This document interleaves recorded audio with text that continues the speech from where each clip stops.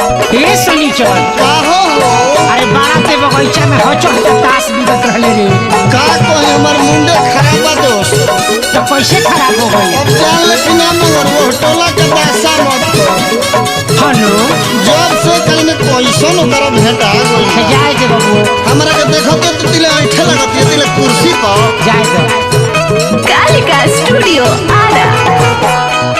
आइली ना गइली फलाना वो कहैली हई देखा हो का आइली ना गइली फलाना वो कहैली हई देखा हो अरे हई देखा हो का हो? भतार वाली भइली हई देखा ससुराल वाली भइली हई देखा हो। पीछे मांगे फाई जब से नूरा लगैली हई देखा हो हतारा के फोटो लेके खूब मुस्कुराइली हई देखा हो आहा हई देखा हो हस बैंड वाली भइली हई देखा हो हसबैंड वाली भइली हई देखा हो। हसबैंड वाली भइली हई देखा हो।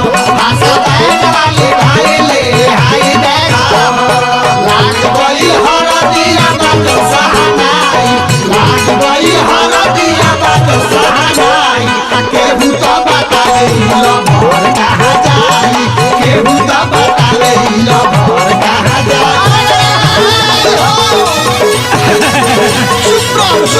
चुप रह बाबू हमर चुप रह। निमानो से बोलस नहीं चले लियाई ठीके शादी से पहले मजा ले लिहा बाई ठीके ले लिया भाई के हो ले लिया भाई। हाय हाय हाय निमानो से बोलस नहीं चले लियाई ठीके शादी से पहले मजा ले लिहा बाई ठीके हम बात बोला लब बड़ी खिसियाईली हई देखा हम बात बोला लब बड़ी खिसियाईली हई देखा हई देखा हो हतार वाली भइली हई देखा हो हसबैंड वाली भइली हई देखा हो फुलगारेन वाली भाईली हाई देखा हो। फुलगारेन वाली भाईली हाई देखा हो। ना बोलब ना बोलब ना बोलब हो। हाय हाय ना बोलब ना बोलब ना बोलब हो।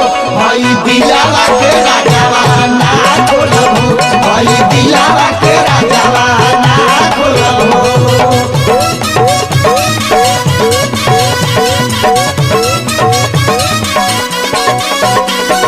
पहले राकेश बतिया बाघ न बुझाला ठीक बात कहाला तो बहुत दुखाला ना सहाला हो ना सहाला। पहले राकेश बतिया बाघ न बुझाला निमन बात कहाला तो बहुत दुखाला शादी वाला पतरा मंगल बाबा से देखाईली हई देखा हो शादी वाला पतरा मंगल बाबा से देखाईली हई देखा हो अरे हई देखा हो अवतार वाली भइली हई देखा हो ससुराल वाली भइली हई देखा हो वाली भाईली हाई